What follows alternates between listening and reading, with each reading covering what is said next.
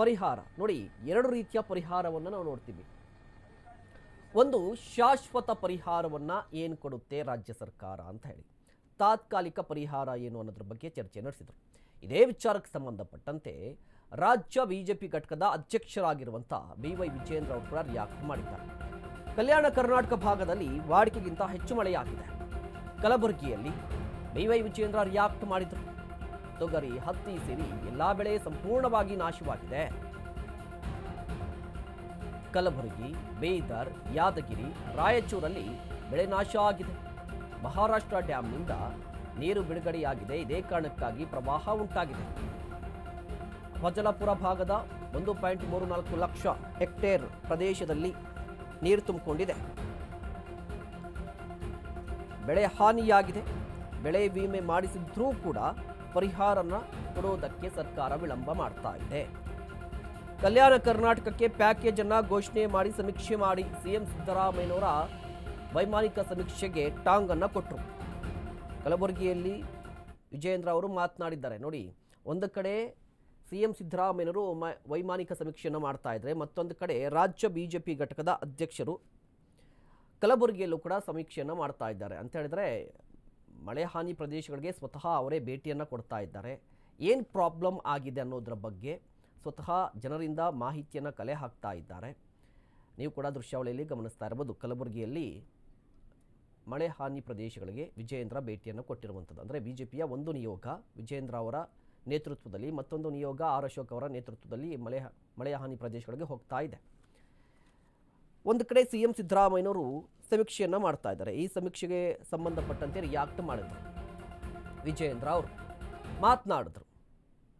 ಏನು ಮಾತನಾಡಿದ್ರು ಅಂತ ಹೇಳಿದ್ರೆ, ಮೊದಲು ಪ್ಯಾಕೇಜನ್ನು ಘೋಷಣೆ ಮಾಡಬೇಕು ಅಂತ, ಅದಾದ ನಂತರ ಸಮೀಕ್ಷೆಯನ್ನು ಮಾಡಿ. ನಾನಾಗಲೇ ಹೇಳ್ತಾ ಇದ್ದೆ, ಎರಡು ರೀತಿಯ ಪರಿಹಾರಗಳನ್ನು ಈಗ ನೋಡ್ತಾ ಇರುವಂಥದ್ದು. ಒಂದು, ತಕ್ಷಣಕ್ಕೆ ಇನ್ಸ್ಟೆಂಟ್ ಆಗಿ ತೆಗೆದುಕೊಳ್ಳಬಹುದಾದಂಥ ಪರಿಹಾರ ಕಾರ್ಯ ಏನು ತೆಗೆದುಕೊಳ್ಳಬಹುದು ಅನ್ನೋದರ ಬಗ್ಗೆ ಒಂದು ಮಾಹಿತಿ, ಅದಕ್ಕೆ ಸಂಬಂಧಪಟ್ಟಂಥ ಒಂದಿಷ್ಟು ಡೀಟೇಲ್ಸ್. ಶಾಶ್ವತ ಪರಿಹಾರ ಏನು, ಇಲ್ಲಿನ ಜನರ ಸಂಕಷ್ಟಕ್ಕೆ ಶಾಶ್ವತ ಪರಿಹಾರ ಏನು ಅನ್ನೋದು ಸದ್ಯದ ಕುತೂಹಲ. ಏನಾಗುತ್ತೆ ಕಾದು ನೋಡಬೇಕಾಗಿರುವಂಥದ್ದು. ವಿಜೇಂದ್ರ ಅವರು ಮಾತನಾಡಿದ್ದಾರೆ ನೋಡಿ.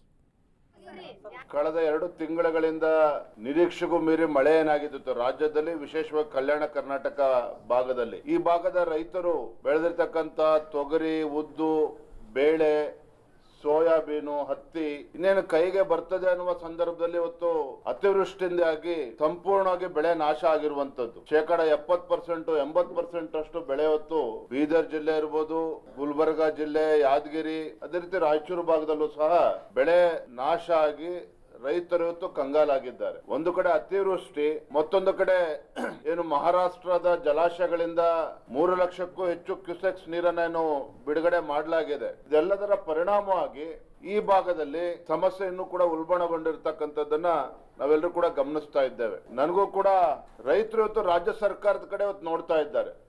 ಆದ್ರೆ ದುರಂತ ಏನಪ್ಪಾ ಅಂತ ಹೇಳಿದ್ರೆ, ಜಿಲ್ಲೆಯ ಉಸ್ತುವಾರಿ ಸಚಿವರಾಗ್ಲಿ, ಕೃಷಿ ಸಚಿವರಾಗ್ಲಿ, ಕಂದಾಯ ಸಚಿವರಾಗ್ಲಿ, ಇವರೆಲ್ಲರೂ ಸಹ ಬೆಂಗಳೂರಿನಲ್ಲೇ AC ರೂಮಲ್ಲೇ ಕುತ್ಕೊಂಡು ಇವತ್ತು ರೈತರ ಸಮಸ್ಯೆ, ರೈತರ ಬಗ್ಗೆ ಪರಿಹಾರವನ್ನ ಕೊಡೋದ್ರ ಬಗ್ಗೆ ಚರ್ಚೆ ಈಗ ಪ್ರಾರಂಭ ಮಾಡಿದ್ದಾರೆ ವಿನಃ ತಮ್ಮ ತಮ್ಮ ಜಿಲ್ಲೆಗಳಿಗೆ ತೆರಳಿ ಆ ತಾಲೂಕುಗಳಿಗೆ ಭೇಟಿಯನ್ನು ಕೊಟ್ಟು ಆ ಸಮಸ್ಯೆಗಳನ್ನ ರೈತರು ಪರದಾಡ್ತಾ ಇರ್ತಕ್ಕಂಥದನ್ನ ಕಣ್ಣಾರೆ ನೋಡಿ ಮುಖ್ಯಮಂತ್ರಿಗಳಿಗೆ ಮನವರಿಕೆ ಮಾಡುವಂತ ಕೆಲಸ ಆಗ್ಬೇಕಾಗಿತ್ತು. ಎಲ್ಲಾ ಸಚಿವರು ಕೂಡ ವೈಮಾನಿಕ ಸಮೀಕ್ಷೆನೆ ಮಾಡೋದಾದ್ರೆ ಮತ್ತೆ ಜನಪ್ರತಿನಿಧಿಗಳು ಅಂತ ಯಾಕಿರ್ಬೇಕಾದ್ರೆ ಅದನ್ನ ಅಧಿಕಾರಿಗಳೇ ಮಾಡ್ತಾರೆ. ಕಳೆದ 2 ತಿಂಗಳುಗಳಿಂದ ನಿರೀಕ್ಷೆಗೂ ಮೀರಿ ಮಳೆ ಏನಾಗಿತ್ತು ರಾಜ್ಯದಲ್ಲಿ, ವಿಶೇಷವಾಗಿ ಕಲ್ಯಾಣ ಕರ್ನಾಟಕ ಭಾಗದಲ್ಲಿ.